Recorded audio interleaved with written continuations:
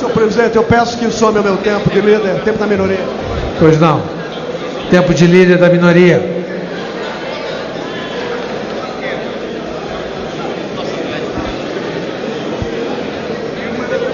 Senhoras e senhores, senhor presidente, todos retornamos de nossas bases com a percepção clara que a crise que atingiu de forma substancial o ano 2015 e uma população que é avisada sobre um ambiente tenebroso para 2016, mais do que cobrar, como nós temos feito, da presidente Dilma Rousseff, seguramente grande parte desse Congresso tem a percepção que essa população começa a perguntar também qual é o papel do Congresso Nacional nessa crise.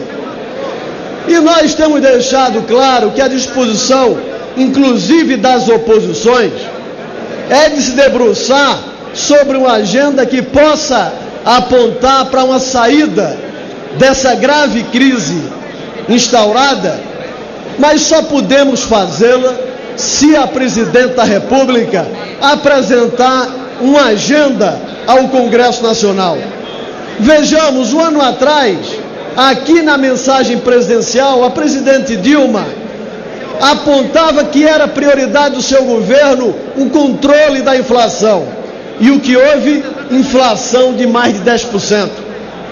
A presidente Dilma e o seu governo apontavam que era prioridade, na mensagem presidencial do ano passado, o ajuste fiscal. E o que é que o Brasil viu ao final do ano passado? Um desajuste fiscal de mais de 110 bilhões de reais. A presidente Dilma Vana Rousseff apresentava ao país como prioridade na mensagem anterior do ano passado a proteção ao emprego. E o que é que vimos? 1,5 milhão de brasileiros desempregados. E ontem, o que se repete na liturgia da presidenta, chefe de Estado, chefe de governo, que vem ao Congresso Nacional, qual é a proposta objetiva que apresenta aos conjuntos de parlamentares e, de modo especial, até onde as oposições podem colaborar com uma agenda que não existe. Aliás, a agenda apresentada ao Brasil é a agenda da reforma da Previdência Social. Vejamos, uma agenda que o seu partido, sentado aqui nas primeiras cadeiras do meu lado direito da Câmara dos Deputados, afirma que não vai apoiar. Uma agenda que o seu ministro da Previdência diz hoje nos jornais que não é urgente e que não é prioritária. A pergunta é: a agenda do PT, a agenda é da presidente Dilma, a agenda é do ministro Bezuini ou o que nós conhecemos? Não há agenda a ser apresentada ao país. Mais ainda, enquanto ano passado o governo lardeava a importância da votação da desvinculação da Receita da União, a chamada DRU, o ano passado parte substancial da própria oposição ofereceu apoio a essa matéria, e o que vimos?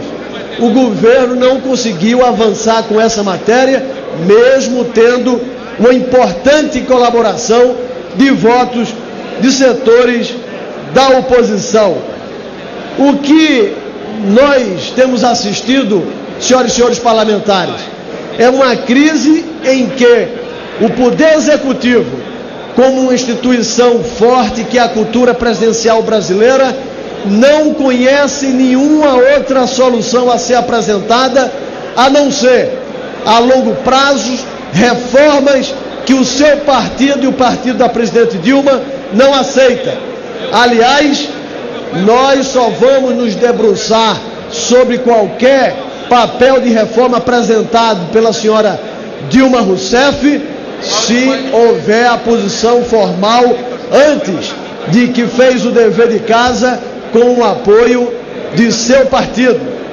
Aqui não adianta tratarmos só das soluções de curto prazo como medida provisória dessa natureza, que cuida única e exclusivamente de aumento de carga tributária.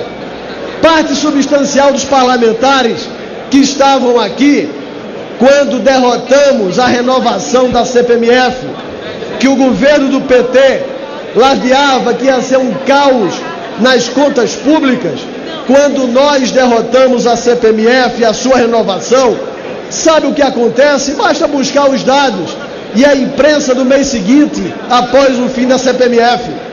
A arrecadação cresceu por uma razão muito simples.